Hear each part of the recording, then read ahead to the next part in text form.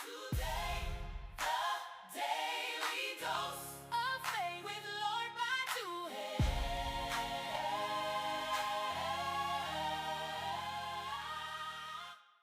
Friends and family, how you all doing? I want to welcome you back to a daily dose of faith. I am your host, Lord Badu, and happy Monday to all of you. I know the weekend is always great to just kick it back and relax, but we're back to the work week.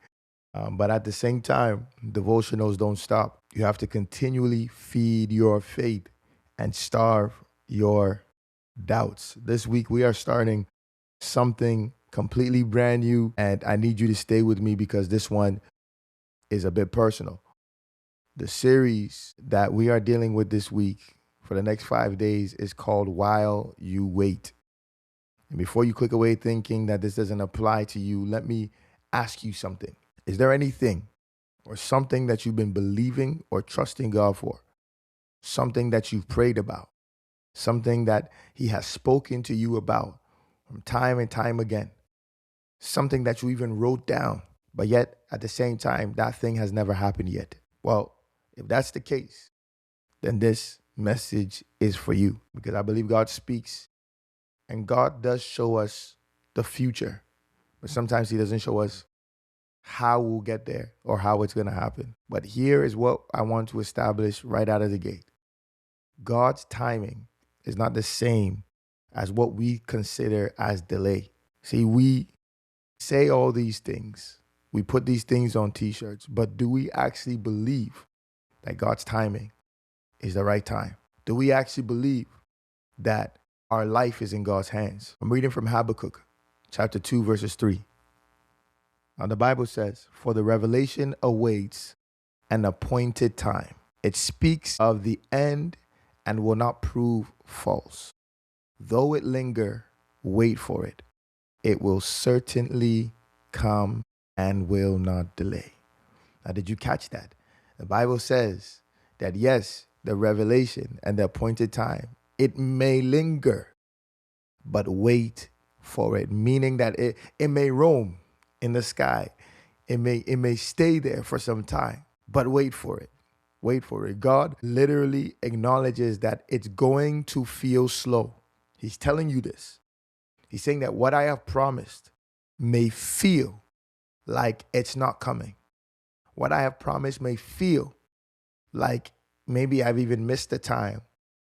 But God is saying, though it lingers, wait. And He's not surprised by how long you've been waiting because He wrote the appointed time before you were born. That's why in the book of Jeremiah, chapter 1, verse 5, it says, "Before I formed you in your mother's womb, I knew you.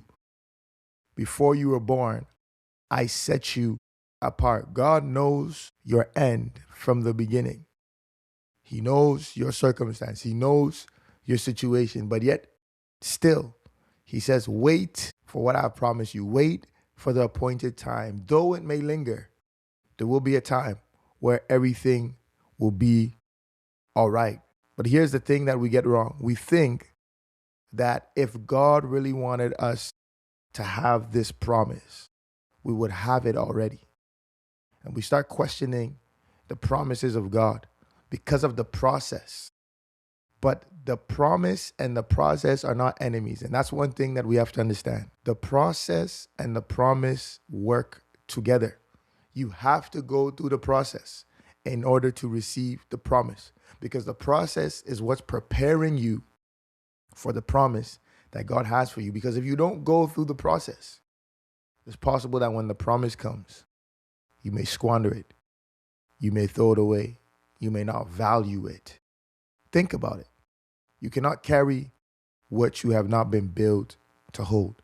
And God is not withholding anything from you, but He's building you up so that when what He wants to give you comes, you hold it, you maintain it, and you build it the way that it ought to be. Now, what I'm trying to say here is that what if the wait is not just a punishment? Sometimes we think that waiting is punishment. God is trying to punish us by waiting. Why is He delaying in my life? Why is this happening? Why is this happening? But what if I just told you God is just taking you through preparation? Preparation. Because there is a difference between being forgotten and then being formed. And God has not forgotten you. All he's simply doing is forming you into who he truly wants you to be. Let's look at 3 practical things that we can do while waiting on the promises of God. The first thing is that the things that God has said to you, physically write it down so you can physically see it.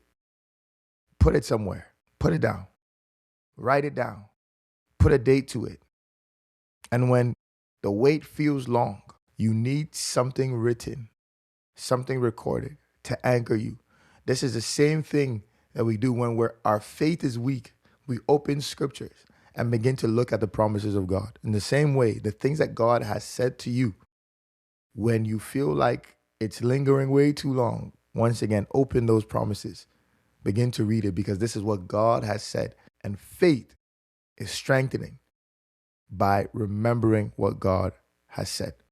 The tip number 2, stop measuring God's timing by human clocks. Remember, God's timing is not our timing. God's ways are not our ways. Once again, we live in a culture where speed is everything. Success is measured by speed. Everything is measured by speed. But Abraham waited 25 years. Joseph waited 13 years. But I want to make it clear that delay is not denial. Stop replacing the thought that this is taking way too long. Everybody's achieving their goals. Everybody's receiving their promise. Everyone is getting their thing.